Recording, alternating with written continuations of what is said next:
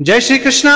जैसा कि आप सभी लोग जानते हैं कि 7 नवंबर 2025 यानी शुक्रवार को पड़ रही है मार्गशीर्ष माह की द्वितीय तिथि और रोहिणी व्रत। और दोस्तों यह वह तिथि है जो मार्गशीर्ष में पड़ने वाली सबसे बड़ी तिथि है, क्योंकि यह शुक्रवार के दिन पड़ने वाली रही है और इसका बहुत ही बड़ा और विशेष महत्व होता है। पूज्य गुरु जी ने कहा है कि अगर कभी भी मौका लग जाए और मार्गशीर्ष मास की द्वितीय तिथि शुक्रवार को पड़ जाए तो आप लोगों को एक छुटकी काला तिल वाला उपाय तो अवश्य ही करना चाहिए। इन दोनों का संयोग बहुत कम आता है। और इसी के साथ में गुरुजी ने अपनी शिव पुराण कथा में बताया है कि इस दिन आपको एक छुटकी काला तिल वाला उपाय तो आपको अवश्य ही करना चाहिए, क्योंकि ऐसा दिन पूरे साल में सिर्फ एक ही बार आता है।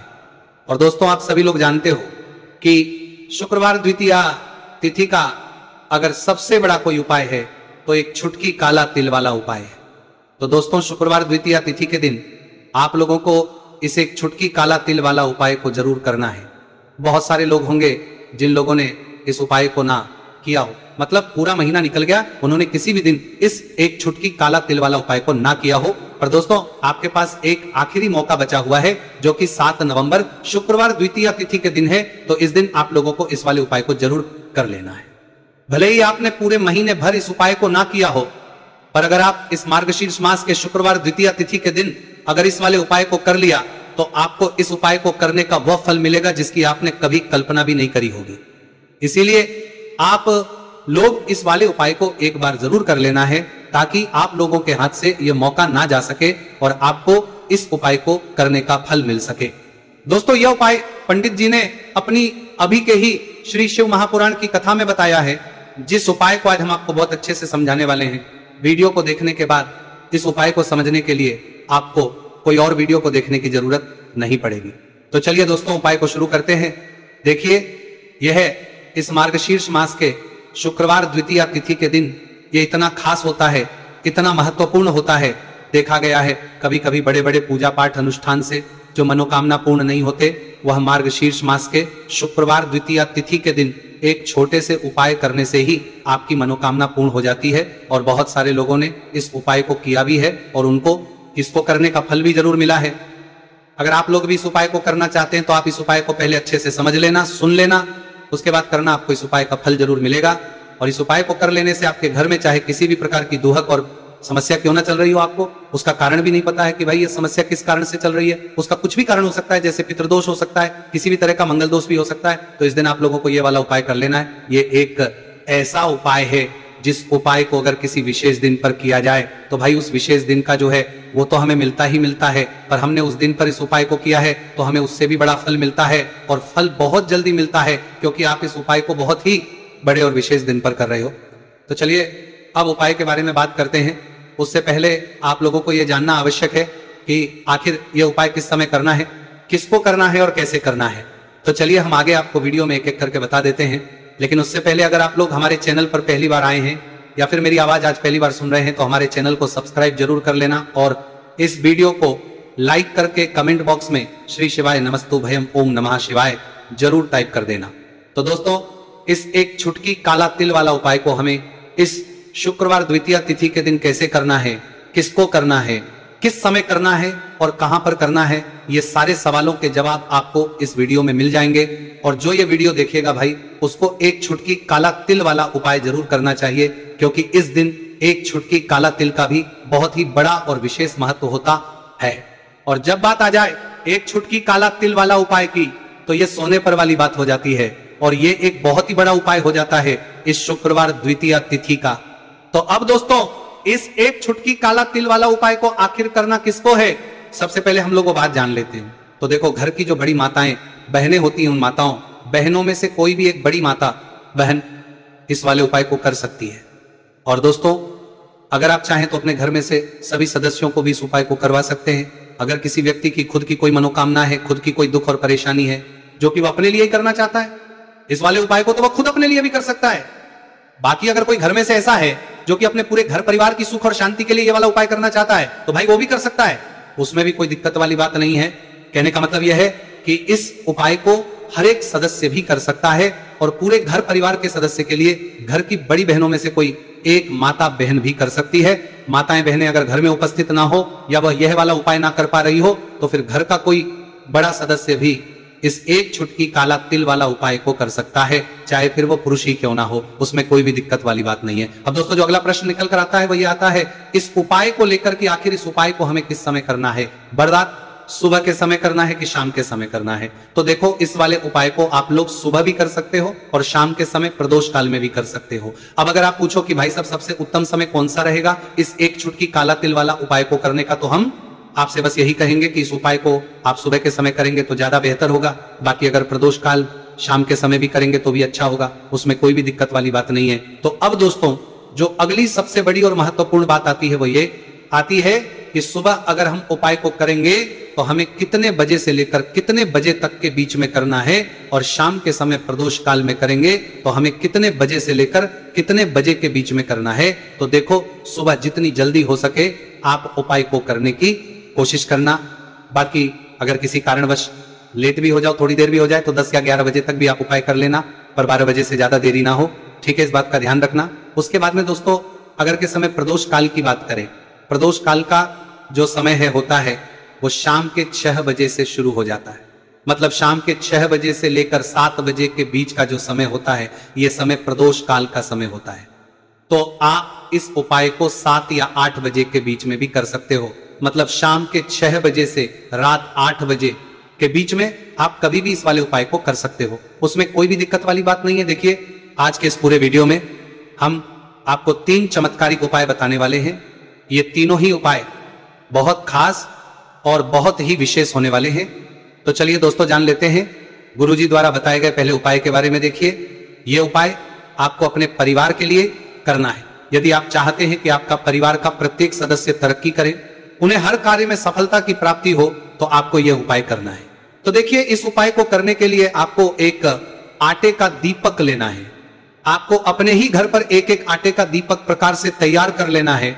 अब देखिए दोस्तों इस प्रकार से आटे का दीपक तैयार करने के बाद इसी के साथ में आपको एक चुटकी हल्दी भी लेनी होगी। अब ये दोनों ही सामग्रियां लेकर के आपको पहुंच जाना है अपने ही घर में तुलसी जी के पौधे के पास में। देखिए कई लोग कमेंट करके पूछ रहे हैं कि क्या हम तुलसी जी के पौधे के वहां पर, हमारे घर में जो तुलसी जी का पौधा है वो सूख चुका है, तो वहां पर भी इस उपाय को कर सकते हैं। तो हाँ बिल्कुल आप इस उपाय को, जो आपके घर में तुलसी जी का पौधा है वहीं पर आपको ये उपाय करना है।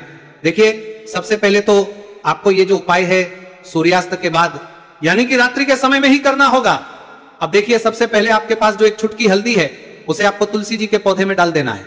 अब देखिए आप जो एक आटे का दीपक लेकर के आए हैं, सबसे पहले तो आपको उसे तुलसी जी के पौधे के पास में रखना है, और तुलसी जी पौधे के पास में रखने के बाद इस दीपक में हमें शुद्ध घी का प्रयोग करना है, और इसी दीपक में हमें गोल रूप की बाती का प्रयोग करना है, क्योंकि ये जो दीपक है विशेषकर हम हरि विष्णु नारायण के नाम से लगा रहे हैं। अब इस दीपक को आपको प्रज्वलित कर देना है, और आपको भगवान विष्णु से, माता तुलसी से प्रार्थना करनी है कि हमारे घर में परिवार का प्रत्यक्ष सदस्य तरक्की करे, उसे अपने हर कार्य में सफलता की प्राप्ति हो, पूरा परिवार खुश रहे।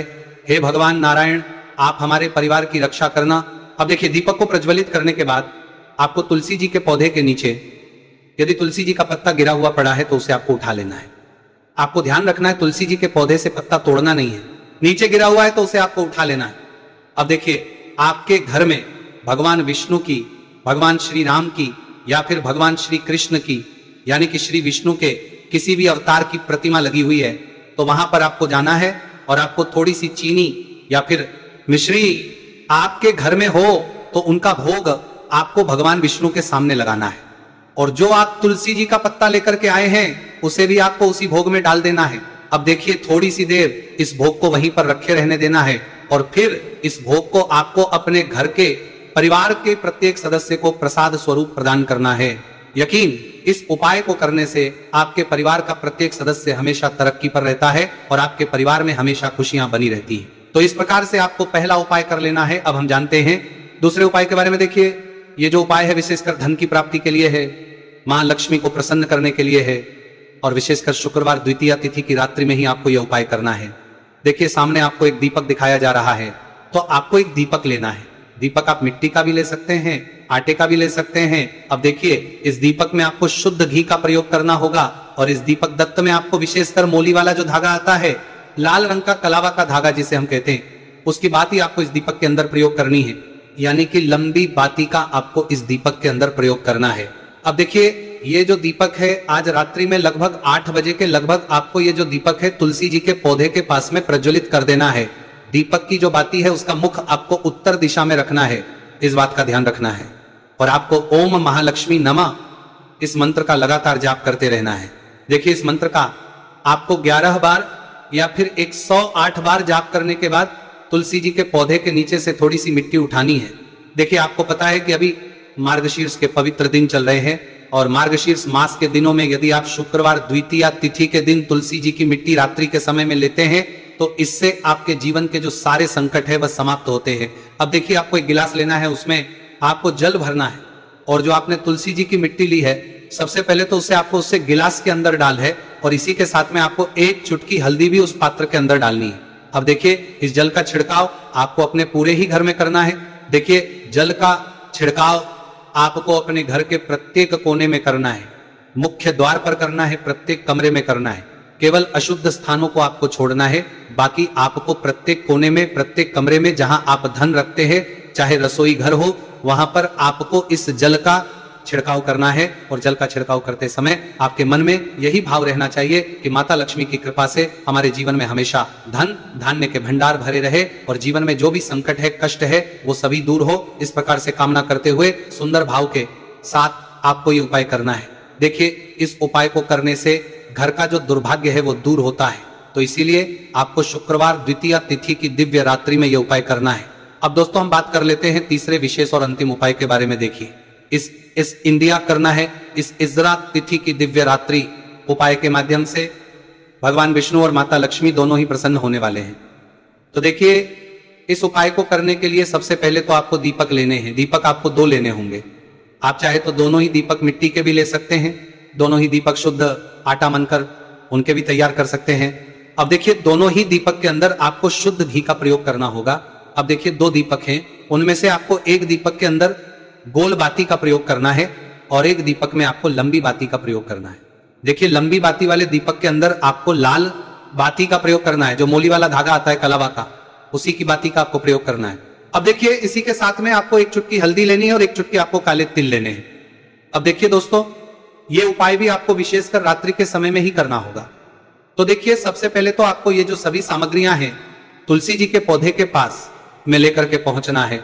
देखिए आपके पास जो गोल बाती का दीपक है इसे आपको तुलसी जी के पौधे के पास में प्रज्वलित करना है। ओम नमो भगवते वासुदेवाय नमः इस मंत्र का जाप करते हुए। अब देखिए आपके पास जो काले तिल है उन्हें आपको अपने सीधे हाथ में रखना है और आपके जीवन में जो भी समस्या है, परेशानियां हैं, जीवन में जो भी संकट है, बाधाएं, उन सभी को दूर करने की आपको प्रार्थना करनी है। और ये जो काले तिल है आपको उससे जलते हुए दीपक के अंदर डाल देने हैं। तो देखिए इस प्रकार से हमने ये जो गोल बाती का दीपक है भगवान विष्णु के निमित्त प्रज्वलित किया है। अब देखिए दोस्तों आपके पास जो लंबी बाती का दीपक है और आपके पास जो एक छुटकी हल्दी है, इन दोनों को आपको अपने घर के मंदिर में लेकर के पहुंचना है। देखिए आपके घर के मंदिर में जो माता लक्ष्मी की तस्वीर है या फिर माता लक्ष्मी के किसी भी स्वरूप की तस्वीर है, प्रतिमाएं हैं, तो सबसे पहले तो के सामने आपको ये दीपक रखना है।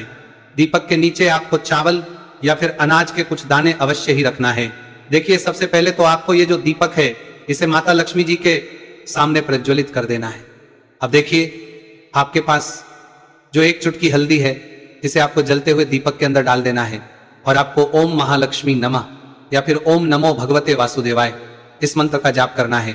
माता लक्ष्मी से आपको प्रार्थना करनी है कि जीवन से जो भी दुर्भाग्य दरिद्रता है उन्हें आप समाप्त करें और हमारे घर में हमेशा सुख शांति और समृद्धि बनी रहे, इस प्रकार से आपको कामना करनी है। तो देखिए दोस्तों इस प्रकार से आज के इस वीडियो में हमने आपको शुक्रवार द्वितीया तिथि की रात्रि में किए जाने वाले 3 महा उपाय बताने का प्रयास किया है। जो भी आपके लिए उचित है, सरल है, उसे आप कर सकते हैं। तो दोस्तों ये थे पूज्य गुरु जी द्वारा बताए गए कुछ बहुत ही खास उप। अगर आपको जानकारी अच्छी लगी हो तो वीडियो लाइक करिएगा। मिलते हैं फिर एक नए वीडियो के साथ। श्री शिवाय नमस्तु भाई।